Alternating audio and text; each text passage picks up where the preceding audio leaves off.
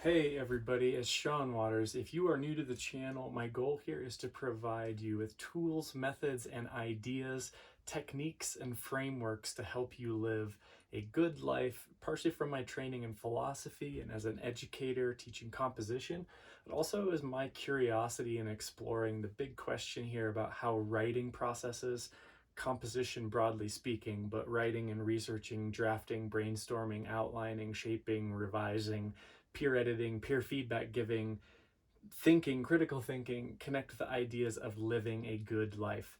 I'm super excited today to talk about how to have a first-rate second childhood. This is the topic, as we'll see, that's super near and dear to my childlike heart, which is really taken from William Irvine's awesome talk lecture about his book on Stoicism. I'm going to put that link down in the comments if you want to see more. So this is from an academic take on how to use the principles of Stoicism to live a better life, which is not actually not having any emotions, but actually training ourselves to have better awareness and control over what we can have control over, which is partially our framework and how we're looking at the world.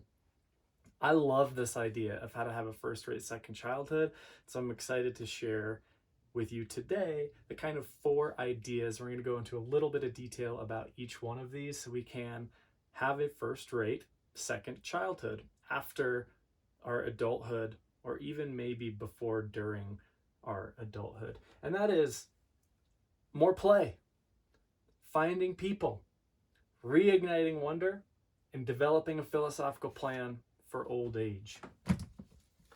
All right.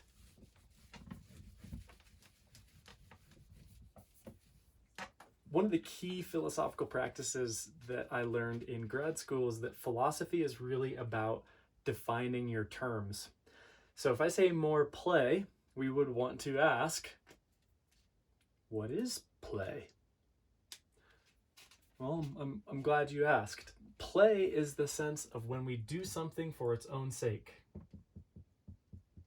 I'm going to say actively engaged in something for its own sake.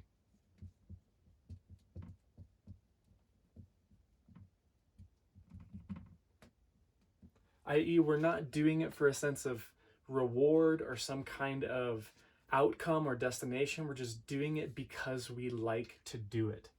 This opens up to a sense of flow where we can lose ourselves,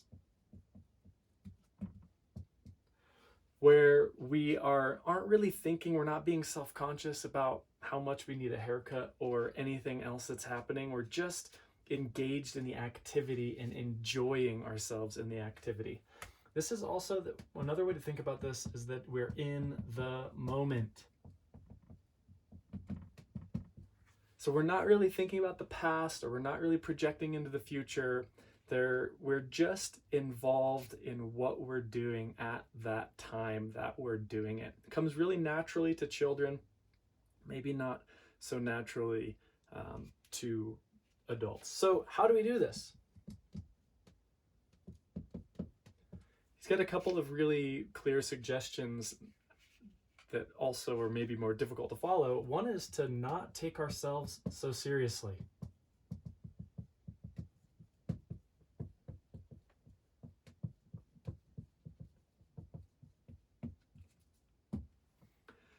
This means that we can play with the idea that what we think is really important might not be really important. We can overcome social anxiety by realizing that everyone else is thinking about themselves too, and that no one really cares about us, and that's not really that important whether or not it goes one way or the other. We can just take ourselves a little less seriously, and we can laugh at ourselves.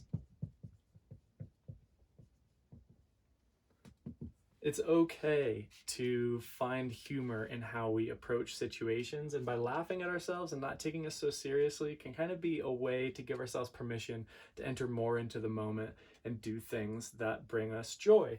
Which is the next one is that we should experiment with activities. And we should do this intelligently, carefully, safely. but there's a lot of different ways we can engage in play that we might not have tried before. So we're doing some new, like for example, we might do some kind of a yoga practice that we haven't tried before. There's a happy baby pose, or my favorite, savasana, where you just lay down, relax like you're a corpse, and you're just completely relaxed, and laying down feels amazing. We might do some kinds of crafts like pottery or paper making or birdhouse building or something like that. We might also take up a new sport like rowing or laughing. Is laughing a sport? There's laughing clubs. What other sports might we take up? Pickleball, hiking, exploring, spelunking. I don't know, it might be a little extreme. Point being is that we're experimenting with different activities that we can be engaged in, and we might need to play around with these different activities to find a sense of being in the moment. Okay, so play can take many different forms, and one way to explore and get into play is to find people. And here I want to acknowledge that, yes,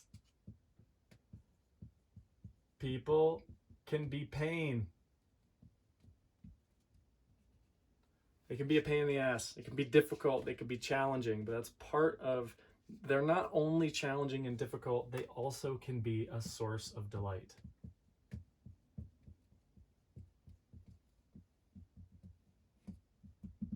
They can provide challenges, perspectives,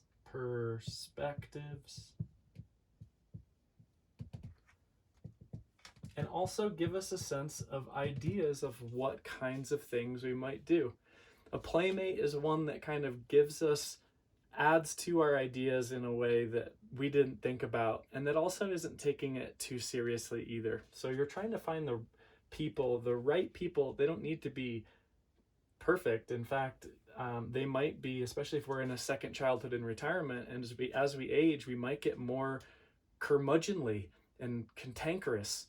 But that, if we don't take that cantankerousness or that curmudgeonliness too seriously, and we see it as a sense of play that can offer us ways to move forward and engage in the process that we're in, which is kind of awesome in a sense, that the people we're around give us a sense of openness and play if we approach it in that attitude, even if they're a pain in the ass, which, let's be real, most people are, myself included. Number 3 is my favorite.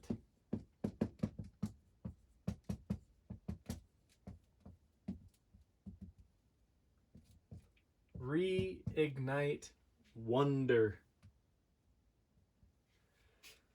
The sense of wonder is one that we are asking why.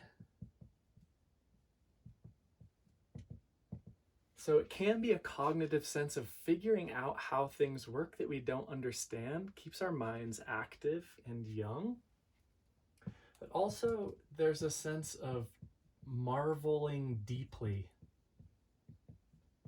This is a famous quote from Dante, which makes sense if you're on a tour of the heavenly realms. To marvel deeply is to wonder at the way things are, to look at a flower and see how it's put together and wonder how it got to be that way, to be curious about its evolutionary strategy. So when we really look at curiosity, it's finding things that we're curious about, following those curiosities in ways that we might not know where they lead, and basically being open to that sense of exploring what could be out there. William Irvine has some really cool suggestions here. One is to relearn a science. There are fascinating developments right now in neuroscience is one of the ones that I'm most interested in, but might also look at geology, astronomy, if we want a sense of time and really to take ourselves a little less seriously, ecology, have more responsibility and interpenetration into relationships with the natural world and the mysteries therein. What other fascinating sciences? Biology. You get the idea. And we can do this by reading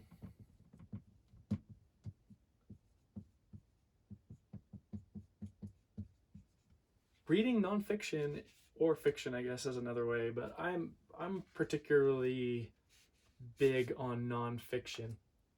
Particular artists, writers like Barry Lopez wrote a great book called Arctic Dreams about the Arctic landscape, Arctic ecologies. Amazing chapter on polar bears, very mysterious creatures actually from an evolutionary timescale.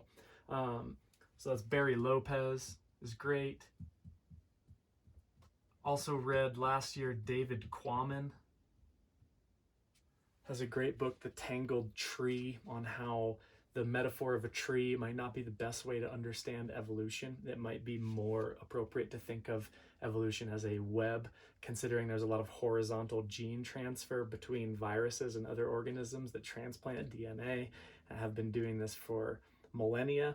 Or the idea that's so fascinating that life actually it might be more appropriate to think about a great collaboration or cooperation rather than survival of the fittest. If you look at the history of cells, the mitochondria and the little parts, the chloroplast, different parts of plant cells are actually, those are different cells that have come together. So at a cellular level, there's this great cooperation and collaboration going on, also seen in jungle ecology, where the species that survive are the ones that provide the most services to other species, so that there's this really wild collaboration going on, even as there's this wild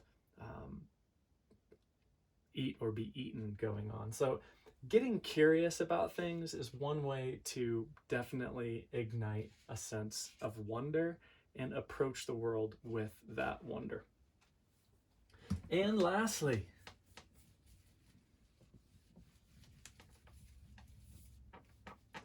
is a philosophical plan. Philosophical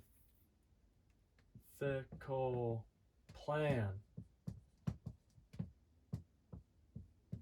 for old age.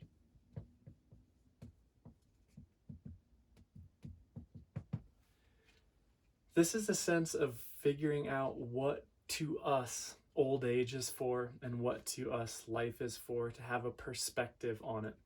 I want to end with a quote from Tom Robbins. It's never too late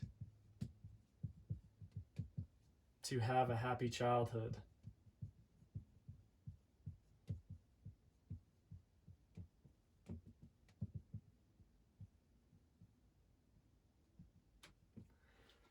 And this is a sense that we enter into our old age, or we enter into our life with a working plan or a perspective on how we want to see it, to really be engaged and involved in living the best possible life that we can, or at least living the good life that is full of some amount of play, people, wonder, and a philosophical perspective of purpose.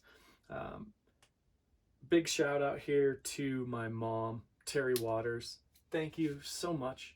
When we were younger and she would take me to the library to read books, or to check out books, that really kind of started me on the path, or at least elicited what I love about childhood, which is just having fun, exploring Calvin and Hobbes' idea of like the imagination. And that continued in through my adolescence, feeding me books, or exposed me to books that really opened my mind and helped me think about the world in different ways. Zen and the Art of Motorcycle Maintenance, The Further Education of Oversoul 7, and Tom Robbins. And why I wanted to, reading Tom Robbins as a teenager was really kind of awesome because he really writes with this big sense of wonder and play, that everything is kind of infused with a life that we might not be able to see or understand. And seeing that perspective was really awesome and really fun, one that I carry in with me through to this day. So maybe our destinies are kind of helpfully determined by our parents, or at least, or maybe we have our own destinies and it takes our parents' kind channeling of those in a way that keeps us safe and healthy. In any case, I feel really blessed to really almost have never left my first childhood, and to have tried to imbue my working life as a young adult and as a beginning adult. I don't even really like the concept of adulthood. So I think this is something that we can play with, participate in throughout our days, not just in a second childhood after we have a working life. That's pretty much it. I did want to say, if you're still with us at the end of this video, that you might really be interested in checking out the workshops that we playfully designed to give us a kind of framework to continue our education in these ideas, and really the big idea of designing a life, of writing a life that is good, that feels happy and enriching and fulfilling and thriving in the people that we are. I really do think that there is an educational model here of identifying playful projects, finding people that are also interested in this journey of doing and being the best that we can be, sharing those perspectives, doing it in a way that reignites our interest in learning and creating. And so we designed these workshops, or I basically got super inspired to think about, what would education look like if it was all about designing our own education, learning how to learn, learning how to approach ourselves, to examine our lives more fully. And it's really the courses and workshops that I wanted to take, about being held accountable in a playful kind of sense to create more, to find more of where I am and how I'm growing and developing, on the supposition that we do that best with other people, and we do that best when we can have fun and share perspectives. And so we designed these 7-week workshops that meets once a week, and they're fantastic. The first one, we have 9 people in it, and it's wonderful. The next one starts on March 24th, and I'm really looking forward to continuing to explore these ideas. If that's something you're interested in, check out wisdomworkshop.io. You can send me a message or a comment. I'm curious which one of these makes sense, or which one of them do not. If you disagree or want to challenge any of them, it's another fun part of philosophy, is to be critical and skeptical about these ideas in a way that you can hopefully learn more about where you are and examine the life that we're living, which is the core of writing the good life. So until next time, I want to thank you very much for being with us. I hope this does help, and wishing you a wonderful second childhood. Until next time, namaste, be well, take care.